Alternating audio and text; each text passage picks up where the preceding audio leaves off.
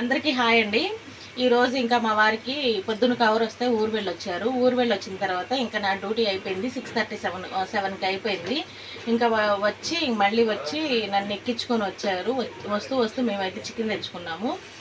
ఇక్కడ చికెన్ అయితే వేసాను, కొంచెం పసుపు వేసాను. ఇక్కడ కొంచెం ఉప్పు తీసుకున్నాను. కొంచెం ఉప్పు అయితే వేద్దాము.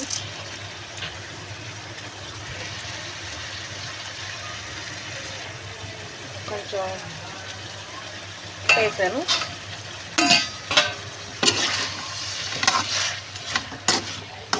ఇదైతే కొంచెం ఫ్రై అయితే ఈ చికెన్లోని వాటర్ అంతా బయటకు వచ్చేస్తాయి కదా, కొంచెం మగ్గనిస్తే సరిపోతుంది.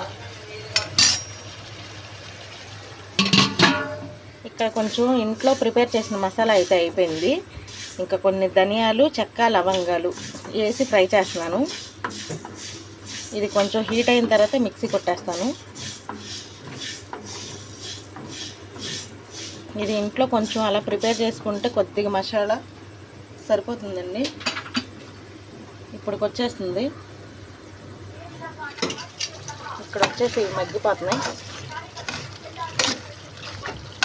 ఉప్పు పసుపు వేసాను, కొన్ని ఆనియన్స్ వేసాయి కదా, అవి కొంచెం ఫ్రై అయిపోతున్నాయి.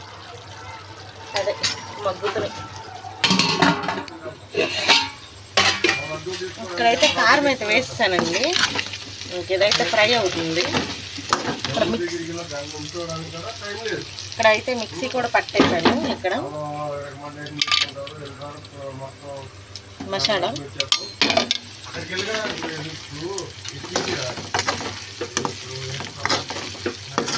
కొంచెం అడుగంటుంది.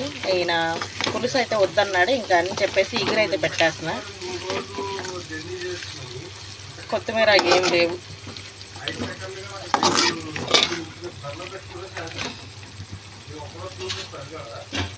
ఏ కూర అయినా మాండా తినలేము, కానీ ఈ కూర కాస్త కొంచెం మాండా, కానీ నాన్ వెజ్ కదా, కొంచెం మాండా కానీ తినొచ్చండి మనం. ఇదైతే కొంచెం చాలా ఫ్రై అయిపోతుంది.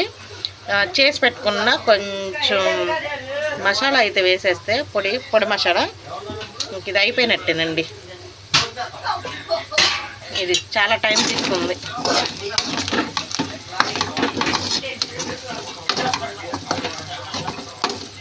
కింద అడుగంటేసింది మూకుడు.